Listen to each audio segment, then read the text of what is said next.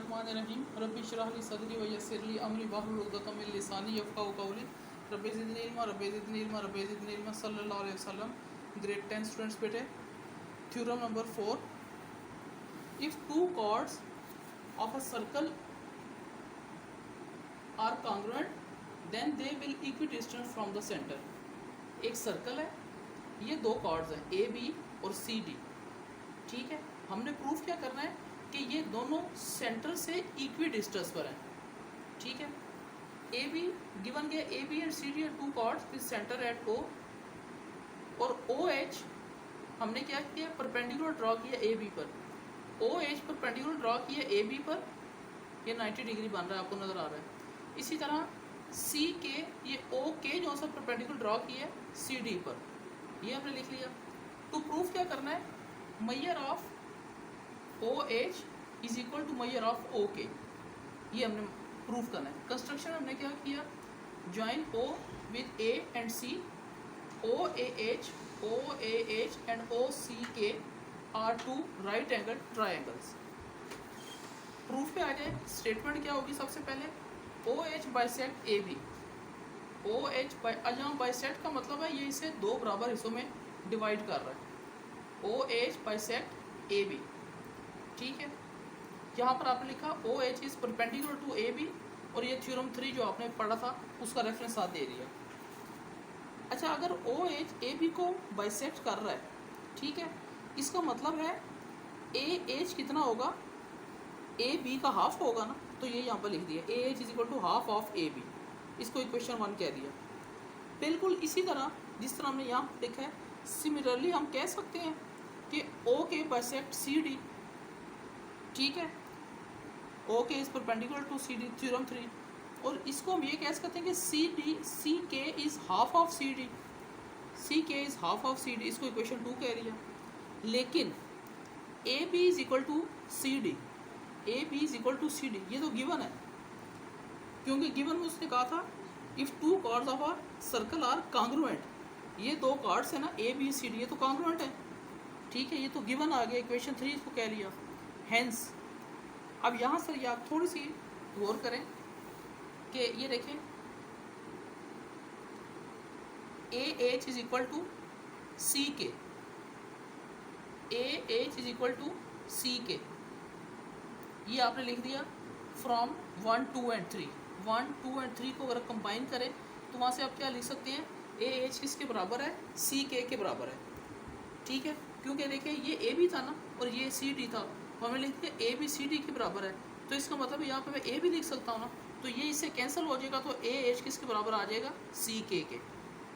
ठीक है, अच्छा now right triangle O A H, O A H एक ट्राइंगल ये ले ली और ओ सी के एक ये ले ली, ये दोनों राइट ट्राइंगल है ना, इनकी हमने कॉरस्पॉन्डेंस ले ली।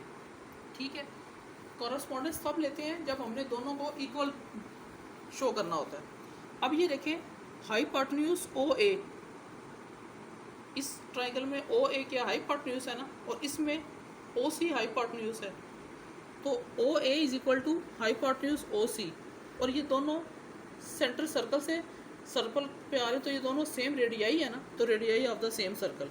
एक हमारे पास ये पॉइंट हो गया, A H is equal to C K, ये तो हमने अभी प्रूफ किया था, ऑलरेडी प्रूफ।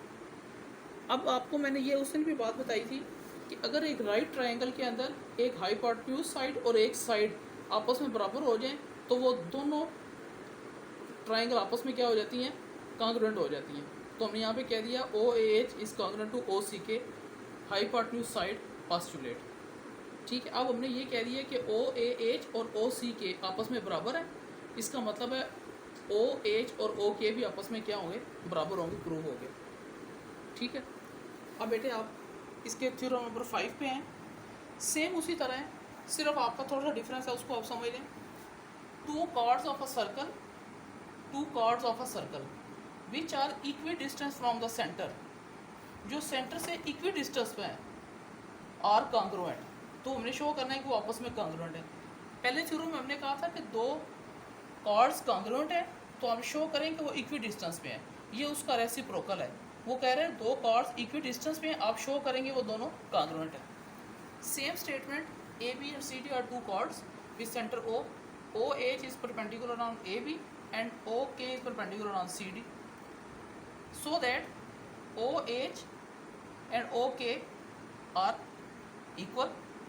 ठीक है, क्योंकि उन्होंने उसमें बताया which are equidistance. Proof हमें करना है कि A B and C D आपस में बराबर हैं. कंस्ट्रक्शन में हमने लिख दिया join O A and O C, right triangle O A H and right triangle O C K. Proof में स्टेटमेंट में क्या कहा, पहले हमने कॉरस्पॉन्डेंस ले ली, ओ ए एच और ओ सी के में कॉरस्पॉन्डेंस ले ली. पहले वही ओ ए और ओ सी हाइपोटेन्यूज है दोनों, radii of the same circle. O H और ओ के आपस में बराबर है, ये गिवन हो गया. हाइपोटेन्यूज दोनों की बराबर है, एक साइड बराबर है, तो ये ट्राइंगल भी आपस में बराबर होंगे. रीज़न आ गई हाइपोटेन्यूज साइड पोस्टुलेट. अब यहाँ से देखें, देयरफॉर ये दोनों ट्राइंगल आपस में बराबर हो गए. सो ए एच और सी के, ए एच और सी के आपस में बराबर होंगे, क्योंकि हमने बता दिया कि ये ट्राइंगल ही आपस में बराबर हैं, तो इसकी हर साइड कॉरस्पॉन्डिंग साइड आपस में बराबर होगी. ये ओ एच और ओ के कॉरस्पॉन्डिंग साइड्स है ना इसकी, तो हमने लिख दिया corresponding sides of congruent triangle. ठीक है. सिमिलरली जिस तरह ए एच आपने बताया कि सी के बराबर है, ठीक है, इसी तरह ए एच जो है वो हाफ ऑफ ए बी है ना, हमने लिख दिया हाफ ऑफ ए बी. ठीक, वो गिवन है. सिमिलरली सी के जो है वो सी डी का हाफ है, सी डी का हाफ है. ठीक है.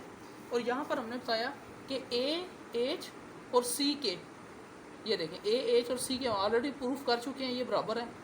ठीक, तो अगर आप ये देखें अब यहाँ से ए एच और सी के ये आपस में बराबर हैं, तो हम लिख सकते हैं यहाँ पर अगर आप ए एच की जगह सी के लिख दें तो ये दोनों आपस में कैंसिल हो जाएंगे. इसका मतलब है राइट साइड बराबर है तो लेफ्ट साइड बराबर है तो राइट साइड भी बराबर होंगी. अब लिख लो कि therefore half A B is equal to half C D using equation 2 and 3. Half of cancel, measure A B is equal to measure angle C D. और यही हमने प्रूफ करना था कि A B is equal C D. यहाँ तक आपका ये प्रूफ हो गया. Important theorem. Do a lot of practice. Till next lecture. Thank you.